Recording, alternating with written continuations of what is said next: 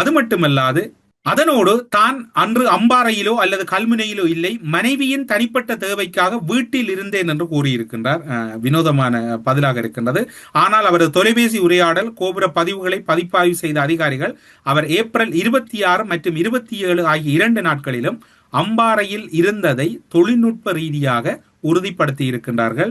யார் என்று பார்த்தால் பிரசாத் ரணசிங்க அம்பாறையில் தான் இருந்திருக்கின்றார். ஆனால் மனைவியின் தனிப்பட்ட தேவைக்காக தான் மனைவியோடு இருந்ததாக அவர் கூறியிருக்கின்றமையும் இங்கு குறிப்பிடத்தக்கது. அந்த சான்றுகளை முன்வைத்துக் கொண்டிருந்த போது பிரசாத் ரணசிங் அவர் கடுமையாக தடுமாறியதை சாணி அபேசேகர் அவர்கள் உற்று நோக்கி இருக்கிறார்.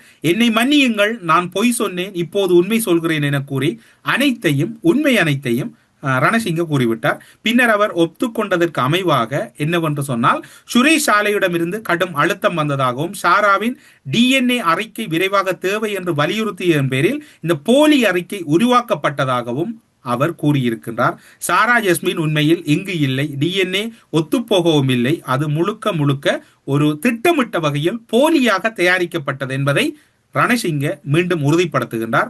சுரேஷ் ஆலவின் அழுத்தத்தின் பேரில் போலீஸ் மாதிபராக இருந்த பிரசாத் ரணசிங்க வழங்கிய வாக்கு மூலங்கள் சாரா ஜஸ்மினின் DNA அறிக்கை போலியாக உருவாக்கப்பட்டது என்பது இப்போது அறிவியல் பூர்வமாக நிரூபணமாகியுள்ளது.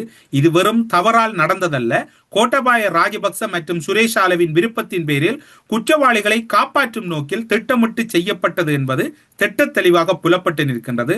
முன்னாள் போலீஸ் மாதிபர் CD விக்ரமரட்ன இந்த சாட்சியங்களை மறைக்கும் செயலில் நேரடியாக ஈடுபட்டதையும் ஒத்துக்கொண்டிருக்கின்றார். கொடூரமான முறையில் நடைபெற்ற இந்த சம்பவங்கள் தொடர்பில் உயிரிழந்தவர்களுக்கு நீதி வழங்குவதற்கு பதிலாக குற்றவாளிகள் தப்பிக்க வழி ஏற்படுத்தி கொடுத்த இவர் உடனடியாக கைது செய்யப்படுவாரா? கோட்டபாய ராஜபக்ச தயவு தாட்சரியம் இல்லாமல் கைது செய்யப்பட வேண்டிய கட்டாயம் இருக்கிறது, அதற்கான சூழ்நிலை இருக்கிறது என்பதுதான் இப்போது கூற வேண்டிய தகவல். ஏன் நீங்கள் கோட்டபாய ராஜபக்ச சுரேஷ் ஆலை தொடர்பில் அழுத்தி அழுத்தி கூறிக்கொண்டிருக்கிறீர்கள்? இதில் என்ன உண்மை இருக்கிறது, இதில் என்ன விடயம் பொதிந்திருக்கிறது என்று உங்களுடைய மன ஓட்டம் எமக்கு புரிகிறது. அசாத் மௌலானாவை பொறுத்தவரையில் அவருடைய முழுமையான சில தகவல்களை ஊடக செவியில் வெளிப்படுத்தினாலும் கூட அதன் பின்னர் எம்மிடம் இருக்கக்கூடிய சில பிரத்யேகமான காணொளிகளிலும் அவர் வெளிப்படுத்தி இருக்கின்றார். அவர் அதில் குறிப்பிடுகின்ற விடயம் என்னவென்று சொன்னால், சுரேஷ் ஆலவுக்கு பதட்டத்தை ஏற்படுத்தி இருக்கக்கூடிய மிக முக்கியமான விடயமாக பார்க்கப்பட வேண்டியது என்னவென்று சொன்னால், ஹரின் பெர்னாண்டோ நளின் பண்டார நாடாளுமன்றத்தில் உரையாற்றி இருக்கின்றார்கள்.